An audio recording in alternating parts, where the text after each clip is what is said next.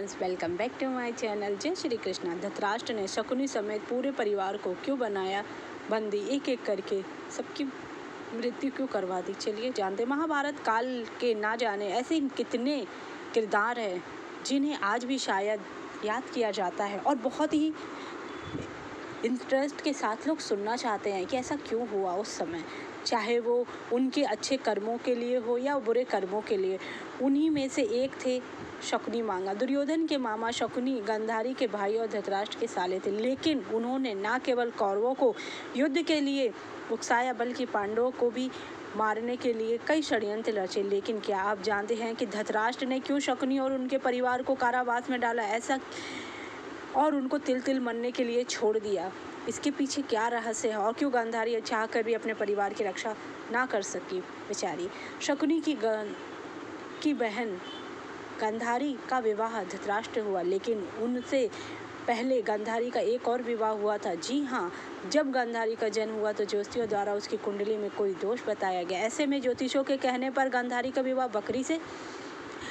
बकरे से करवा दिया गया और बाद में उसकी बलि दे दी गई, जिससे कि गांधारी को इस दोष से मुक्ति मिल जाए। लेकिन जब गांधारी का विवाह धृतराष्ट्र के साथ हुआ तो उसे इस बात का पता नहीं चल था कि गांधारी विधवा है। जब यह सच्चाई कौरव पक्ष को पता चली तो धृतराष्ट्र को बहुत गुस्सा आया और उस समय तक उन्होंने पूरे परिवार को शकुनी समेत कारावास में डाल दिया और एक वक्त का भोजन देने लगा। ऐसे में राजा सुबल ने वह भोजन केवल शकुनी को दिया। ऐसे में धीरे धीरे सब मारे गए। जब सुबल की मृत्यु नजदीक आई तो उन्होंने धृतराष्ट्र से विनती की कि शकुनी को छोड़ दिया जाए।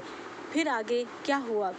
गांधारी धृतराष्ट्र से विवाह मजबूरी में किया था। इसका कारण भीष्म थे। अंधे महाराज धृतराष्ट्र के लिए भीष्म ने गांधार नरेश राजकुमारी का बलपूर्वक विवाह धृतराष्ट्र से कराया था। किंवदंती के अनुसार ऐसा माना जाता है गांधारी का विवाह धृतराष्ट्र से नहीं करना चाहती थी, लेकिन उनकी शक्ति के आगे उसे झुकना पड़ा। इस संबंध में दो कथा मिलती। पहली, एक गांधारी को पहले ही पता था उनका होने वाला पति अंधा है। दूसरा यह कि विवाह के बाद जब उन्हें पता चला कि मेरे पति अंधा है तो वह सन्न रह गई और उसने मना किया कि मेरे साथ धोखा हुआ, इसीलिए उसने अपनी आंखों पर पट्टी बांध ली। पहली कथा के अनुसार गांधारी पतिव्रता धर्म का पालन करते हुए अपनी आंखों पर जीवन भर के लिए पट्टी बांध ली। इसी कारण से गांधारी का संसार की पतिव्रता और महान नारियों में विशेष स्थान प्राप्त है। गांधारी एक महान स्त्री थी।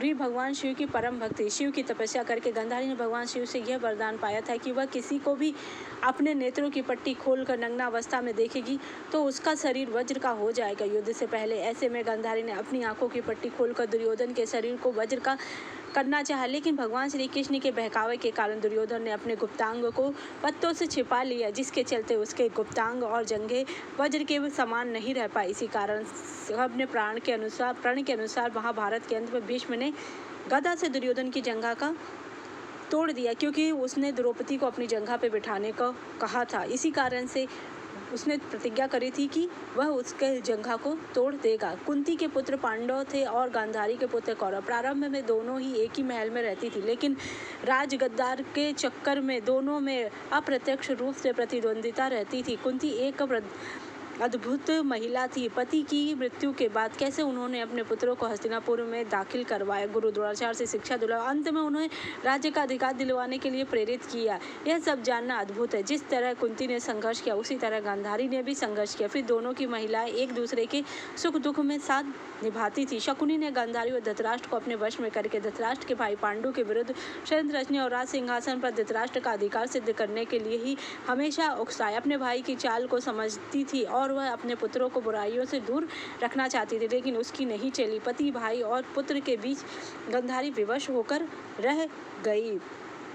युधिष्ठिर के राज्याभिषेक के बाद धृतराष्ट्र, संजय, कुंती और गांधारी ने तपस्या किया और आगे का जीवन जंगल में कुटिया बनाकर 3 साल बाद धृतराष्ट्र गंगा में स्नान करने के लिए जाते हैं और उनके जाते ही जंगल में आग लग जाती है। वे सभी धृतराष्ट्र के पास आते हैं। संजय उन सभी को जंगल से चलने के लिए कहते हैं, लेकिन दुर्बलता के कारण धृतराष्ट्र वहाँ से नहीं जा पाते। गांधारी, कुंती भी नहीं चल पाती। तब जब संजय अकेले ही उन्हें जंगल में छोड़कर चले जाते, तब तीनों को लोग आग में झुलस कर मर जाते। संजय उन्हें छोड़कर हिमालय की ओर प्रस्थान करते हैं। नारद मुनि युधिष्ठिर को यह दुखद समाचार देते। युधिष्ठिर वहां जाकर उनकी आत्म शांति के लिए धार्मिक क्रिया करते हैं। गांधारी और पिता को कारावास में डालना, शकुनी को जीवित रखना धृतराष्ट्र के क्रोध और प्रतिशोध की भावना का परिणाम था। शकुनी ने बाद में महाभारत युद्ध में कौरवों का साथ दिया और उसके कार्यों ने युद्ध के विनाश परिणाम में पूर्ण भूमिका। कुछ मतों के अनुसार धृतराष्ट्र ने ऐसा राजनीतिक कारणों से किया था ताकि शकुनी जैसे शक्तिशाली व्यक्ति को कमजोर किया जा सके।